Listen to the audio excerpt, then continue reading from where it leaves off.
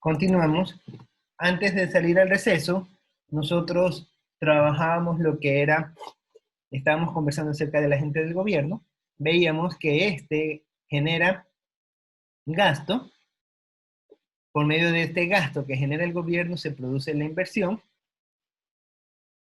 que los recauda por medio vía impuestos, y a esta función de impuesto se la va a conocer como una variable exógena. ¿Por qué se la conoce como una variable exógena? Porque nosotros no tenemos control sobre lo que tenemos que pagar de los impuestos. Simplemente el gobierno, según su necesidad y según el momento, la ocasión, decide cuánto cobrar de impuestos. Veíamos de que la gente del gobierno es el participante, y este participante principalmente genera impuestos y préstamos con los cuales obtiene recursos que los transforma en gasto. Y eso nos permite obtener la ecuación de ingreso igual consumo más ingresos y gastos. Ahí tenemos la primera ecuación. Teníamos la otra ecuación, ingresos igual al consumo más la inversión.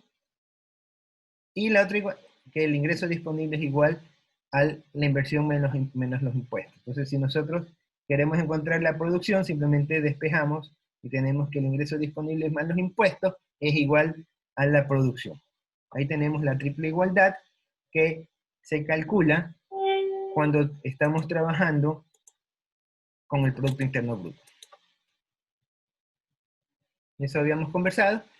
Entonces, después comenzamos a analizar un poquito lo que eran las familias, ya lo vemos con un poquito más detalle, inclusive transformando o generando ciertas ecuaciones que ya ustedes cuando estén en niveles superiores podrán empezar a calcular el ingreso disponible de una nación a través de un modelo de regresión. Por ejemplo, si les dice, vamos a calcular el consumo de una nación, y dicen, bueno, ¿cómo se hace eso? Simplemente recurrimos a las cuentas nacionales. Sabemos que el consumo de una nación está dado por los hogares. Los hogares, entre sus actividades, lo que principalmente hacen es cubrir sus necesidades. Ya habíamos visto que tienen necesidades de vestimenta, necesidades de alimentarse, de necesidades de tener un lugar donde refugiarse, un lugar donde vivir, un lugar donde habitar. También tienen las necesidades de recrearse, de esparcirse, o sea, tiene un sinnúmero de necesidades, y entre muchas de ellas básicas de los seres humanos, y para cubrir esas necesidades necesariamente tiene que recurrir a un consumo. Entonces, como sabemos que hay una serie de necesidades básicas, por ejemplo, un ser humano trabaje o no trabaje, va a tener que alimentarse. Un ser humano trabaje o no trabaje, va a tener que bañarse. O así sea que no se quiera bañar, va a tener que tomar agua. Entonces, igual va a consumir.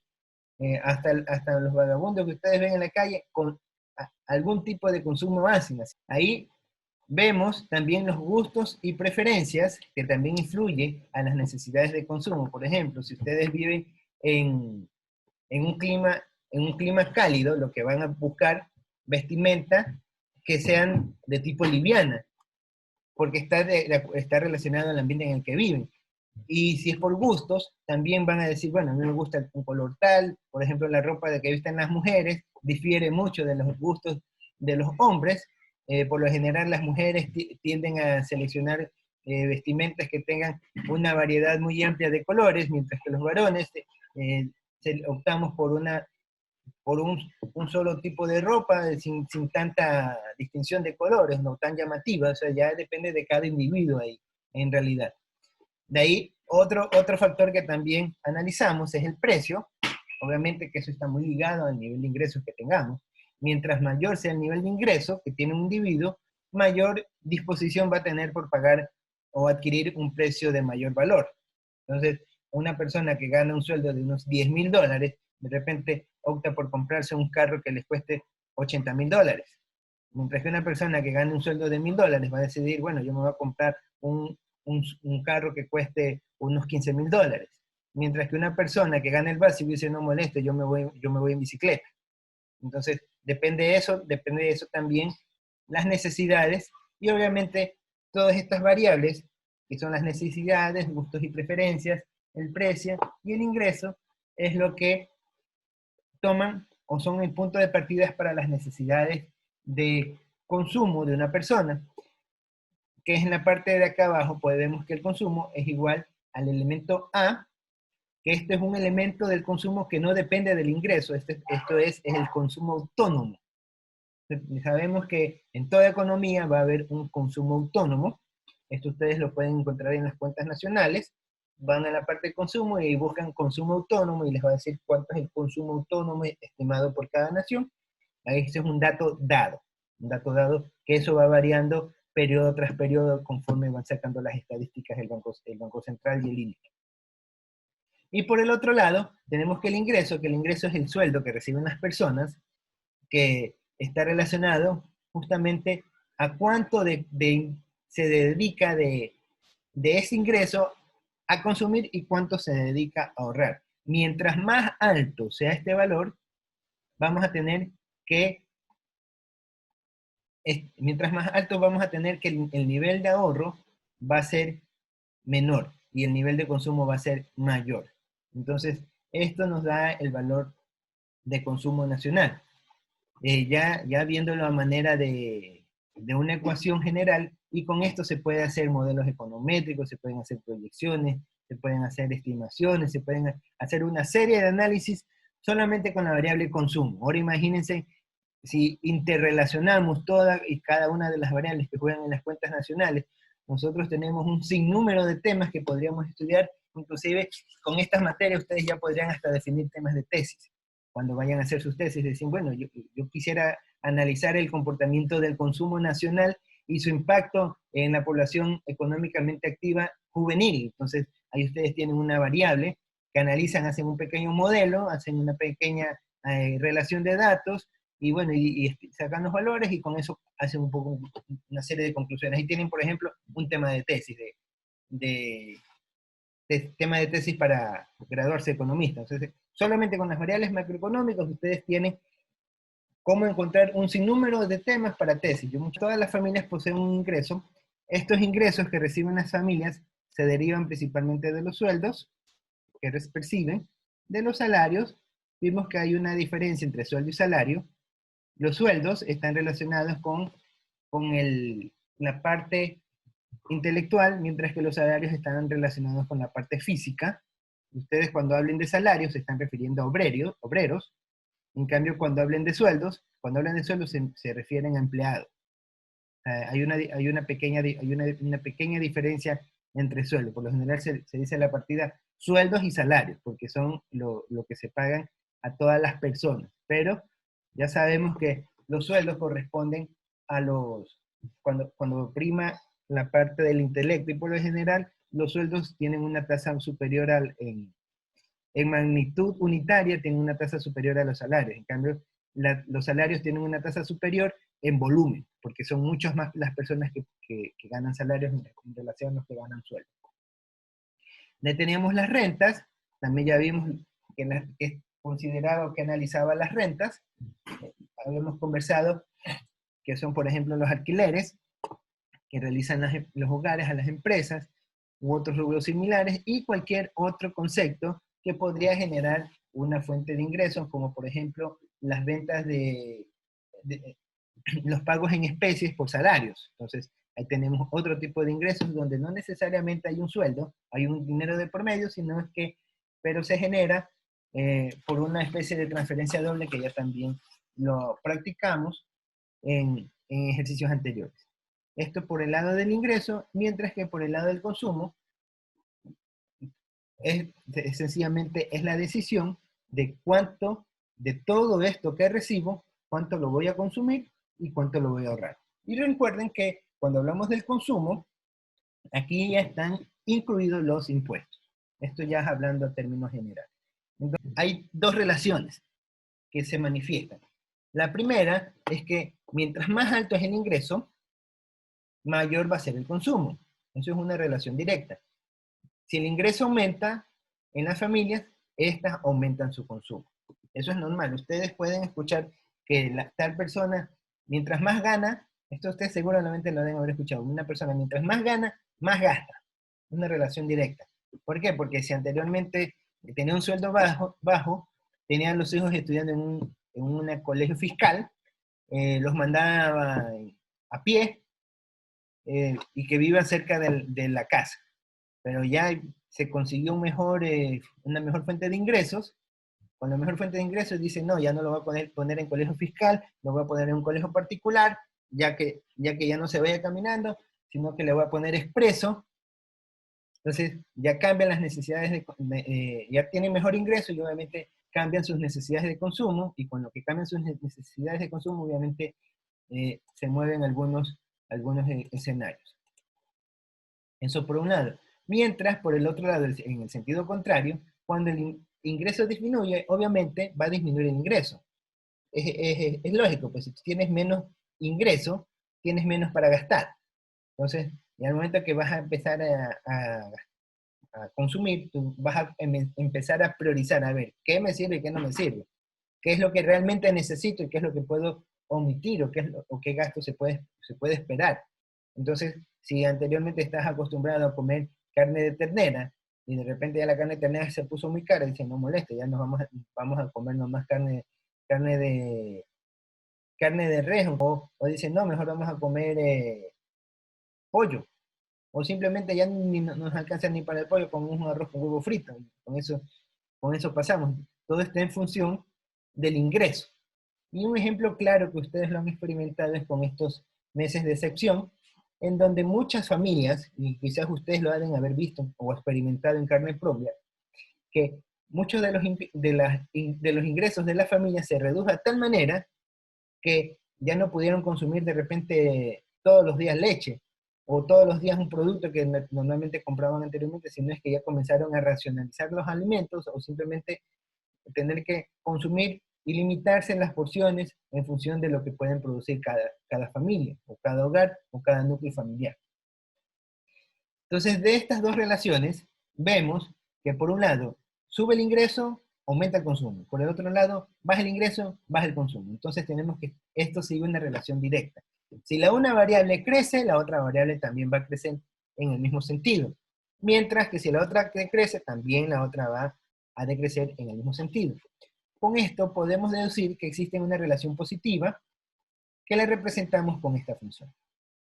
Que ya conversamos un poquito de consumo, es igual a un nivel autónomo de consumo, esto es un número fijo, más la B, que es la propensión marginal a consumir, así se llama, esta B se llama propensión marginal a consumir, que es la parte del ingreso que se dedica al consumo. Cuando es 1, quiere decir que todo lo que nosotros generamos de ingreso lo consumimos. Mientras más bajo, quiere decir que más ahorramos. Mientras más bajo sea el B, vamos a ahorrar más. Mientras más alto, quiere decir que más gastamos. Y va a estar siempre entre 0 y 1. Lo que va a significar que esto va a ser un número con decimales. ¿No? De ahí seguimos viendo ya un poco la interacción de los tres elementos, como son las familias, empresas y el Estado.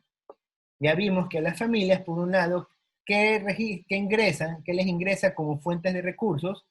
Los sueldos, salarios, rentas y otros relacionados. Entonces, por medio de esos rubros, las familias obtienen recursos monetarios, y con esos recursos monetarios ellos toman la decisión de consumo o ahorro. Entonces toman una decisión de hacer eso.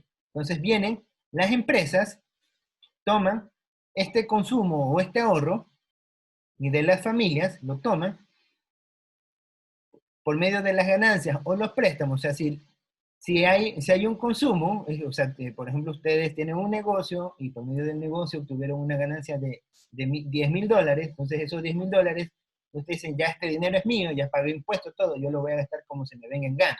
Entonces, mis ganancias yo las gasto, pero ¿en dónde las voy a gastar? En las empresas, pues las empresas ofrecen bienes y servicios, yo voy a demandar los bienes y servicios que deseo, me voy a las empresas, adquiero, entonces esas ganancias las toman las empresas como fuente de recursos. Y por otro lado, los préstamos, ¿de dónde vienen los préstamos? Vienen del ahorro. Obviamente, si nosotros decimos, no, ¿sabes qué? Ganamos 10,000, de esos 10,000 voy a mejor guardar la mitad, 5,000. la voy a guardar para una inversión futura. Entonces, ese dinero que está guardado va a recibir voy a recibir una tasa de interés, y aquí nosotros le damos ese dinero, se lo damos a un banco. ¿Y un banco qué es? Una empresa privada. Entonces, como empresa recibe ese dinero que lo canaliza como tipo préstamos para otra empresa. Entonces, las fuentes de recursos que tienen las empresas son las ganancias que se derivan de los consumos que salen de las familias, y los préstamos que se derivan de los consumos que salen del ahorro de las familias. Con esto, la empresa, ¿qué es lo que hace? Decide invertir. Entonces, en función de la cantidad de ganancias y de la cantidad de endeudamiento que tengan, las empresas deciden qué factor producir. Por otro lado, tenemos el Estado, que el Estado interviene el Estado es un ente autónomo que regula la relación entre las familias y las empresas, es más o menos como un árbitro que trata de asegurar de que estas dos entes se lleven bien, no sea de que el más poderoso abuse del más fuerte o viceversa. Entonces, lo hace a través de vía impuestos. Si ve que de repente una empresa está cobrando una tarifa muy alta, o está abusando mucho de un poder de mercado, dice, bueno, le voy a clavar un impuesto a la empresa por su producción. Entonces, eso va a hacer que se encarezca el producto y va a llegar, porque las empresas, y ustedes cuando estudien las materias de microeconomía avanzada, van a ver que el momento de calcular los productos los precios de los bienes competitivos, el Estado interviene, clava un impuesto, entonces esto hace que se pierda eficiencia con respecto a los costos de las empresas y hacen que las tarifas se incrementen. Con ese incremento de las tarifas, las familias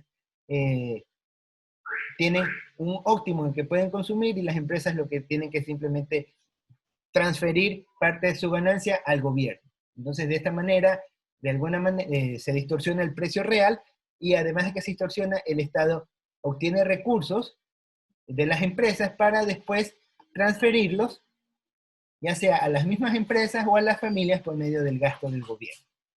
Entonces, ese es un mecanismo que tienen, son los impuestos. Estos impuestos los puede cargar tanto a las empresas como tanto a las familias. Entonces, nosotros vemos, por ejemplo, un impuesto que le carga a las familias. ¿Cuál sería cuando ustedes van a comprar algún producto que es exclusivo para las familias? Entonces tenemos el impuesto a las familias, y el impuesto a las empresas es el impuesto a la producción. El impuesto a las familias viene a ser el impuesto a la renta, que también lo pagan las empresas, pero lo pagan también principalmente las personas naturales. Ustedes, si ven en el SRI, tiene identificado por un formulario para las personas y otro tipo de formulario para las empresas. Entonces, creo que uno es el 107, el otro 102, si no me equivoco. Entonces, de acuerdo a esto, ustedes tienen también cada una de las funciones que hace el Estado en relación a su actividad. Y por otro lado, tenemos los préstamos. Entonces, ¿qué significa esto? Que el Estado, al igual que las empresas, recurren o tienen fuentes de financiamiento. Puede que del recurso que recibe a través de los impuestos, los canalizan a través de préstamos, e inclusive pueden recibir prestado. Pueden recibir prestado de las empresas o pueden dar prestado a las empresas. Inclusive a las familias pueden dar prestado. Todo esto es para controlar, en cierta manera, los rubros de inversión. ¿Cómo se hace ese efecto? Aunque aquí en el país se ve muy poco, porque el país tiene muy poca política financiera, muy poca política, no tenemos política monetaria nosotros, porque nos manejamos con una moneda que no es propia. Nosotros no tenemos cómo incidir o decidir en los valores de los precios de mercado, simplemente nos manejamos en la ley de oferta y demanda, y eso obliga de alguna manera a las empresas a ser eficientes. Entonces, como no tenemos política financiera, se observa muy poco la intervención del Estado dentro de la regulación de las tasas, pese a que hay una tasa máxima convencional y una tasa mínima, pero ese efecto es mínimo. O sea, no es un control más fuerte como se lo suele hacer en países que tienen moneda nacional. Entonces, pero un poco para entender esto, ¿qué es lo que hace el gobierno? El gobierno dice, bueno, yo estoy viendo que las cosas se están pasando, y eso se lo pueden ver en Estados Unidos. Yo estoy viendo que estamos, cada semestre, o cada trimestre, o cada año, las empresas me pagan menos impuestos. ¿Qué está pasando? Ah, es que las familias están decidiendo ahorrar. Las familias no están consumiendo mucho, están ahorrando. Entonces lo que voy a hacer, voy a desincentivar el ahorro, voy a bajar la tasa de interés, la lleva casi al piso, o sea, cuando le lleva casi al piso, quiere decir que si ustedes van a depositar $100, por esos $100 les pagaba $10, le va a pagar le va a pagar el 10%, le va a pagar el 1%. Entonces dicen, no, pues a mí ya no me representa tener mi dinero reposando en una cuenta bancaria cuando la inflación es del 6% y voy a ganar el 1%, por eso mejor cojo mi dinero y lo hago producir. Y ahí gano más que la inflación. Pero esos efectos, los repito, no se los ve mucho aquí. En esta economía que tenemos, muy poco se observa este tipo de políticas. En realidad, todo se maneja a un parámetro diferente. Entonces, con esto, remarcamos que el Estado tiene, por un lado, los impuestos y los préstamos, que es la vía con la que obtiene ingresos o flujos monetarios, y con esto hace gastos para para la sociedad, lo que se conoce como el gasto de gobierno o el gasto público, lo que algunas veces saben decir que el gobierno gasta y gasta y gasta y gasta y gasta y gasta y gasta, pero ese gasto se ve generado en sueldos, o sea, este gasto de aquí se va a ver reflejado en sueldos, salarios, rentas, se va a ver reflejado en inversión. Esta inversión de aquí se va a ver reflejado en el incremento de sueldos, salarios y rentas. Por lo tanto, este rubro de aquí, gasto de gobierno, no es tan malo como se lo pinta. El tema es buscar el equilibrio en que este gasto de gobierno, el gasto que genera el gobierno, sea sustentable para la generación de impuestos y préstamos. Debe haber un equilibrio. Entonces, pero ya para entender esas funciones un poquito más detallosas, ustedes van a ver macroeconomía 2, ahí van a estudiar con un poquito más de detalle todos estos elementos, con lo que son las curvas ISL, SM, van a estudiar algunas teorías macroeconómicas, pero eso ya lo van a ver el próximo semestre que analicen ese tema. ¿Hasta ahí alguna pregunta con este tema? Vamos a recordar también este cuadrito, que ya ustedes lo hemos conversado varias veces, que aquí estamos viendo el flujo circular, ya la relación de los tres sectores, las empresas, las familias y los gobiernos, pero aquí ya estamos agregando los indicadores de cada sector. Las familias, como vimos, ahorran y consumen. Ellos deciden cuánto ahorrar y deciden cuánto consumir. Y por el otro lado, reciben ingresos. ¿De quién? De las empresas, reciben ingresos del gobierno. De los dos entes, tanto de las empresas como del gobierno, reciben ingresos, que eso está marcado por el ingreso disponible, restado de impuestos, ¿no? Recuerden de que en el Ecuador se paga el impuesto a la renta, entonces si tú ganas por encima de cierta tasa, vas a tener que pagar un impuesto que se lo destinan al gobierno. Entonces aquí este es el ingreso que reciben las familias. Con ese ingreso las familias dicen, bueno, yo voy a destinar un tanto por ciento al ahorro, y ese dinero lo canalizan los mercados financieros. Si yo ese dinero decido solamente tenerlo en el Colcho Bank, ahí lo único que vamos a tener es que gana una tasa de interés negativa, y en realidad hasta la polilla le puede caer, y lo que estamos haciendo es atesorar. Eso no se llama ahorrar. Por otro lado, tenemos el consumo, que decide también cuánto de nuestro ingreso disponible vamos a consumir. Entonces, con esto, ¿qué se hace? Se genera el gasto agregado. En este gasto agregado tenemos al gobierno. Antes de analizar al gobierno, veamos a las empresas. Las empresas, de lo que gastan las familias, de lo que deciden gastar las familias, las empresas generan productos que los comercializan, y parte de estos productos los los invierten y se vuelve a generar aquí un círculo de producción entre la inversión y el producto. Aquí es donde se va generando la producción interna del desarrollo del Producto Interno Bruto que se hace por medio de las empresas.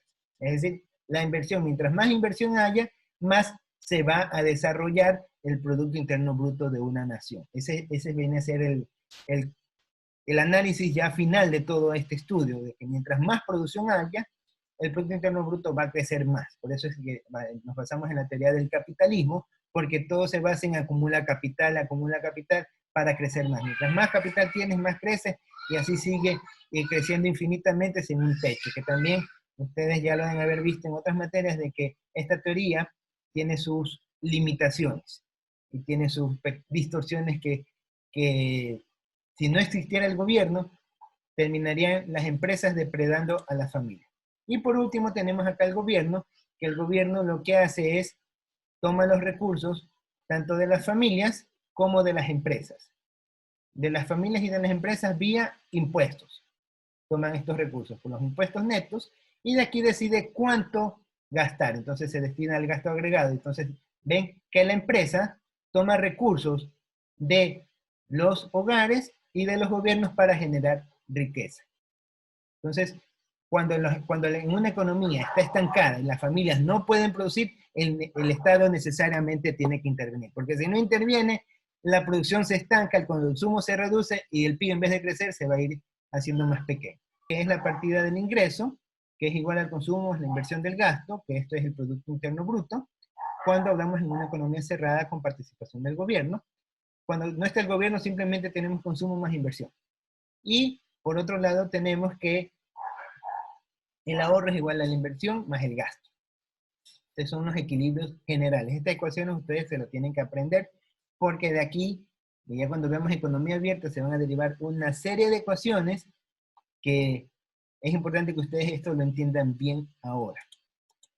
Entonces, vamos un poquito a profundizar en unos temas teóricos que ya hemos conversado algo. Entonces, cuando escuchamos el término exógeno o una variable exógena, nos vamos a referir a un valor que no está determinado por el modelo, sino que se toma como dado.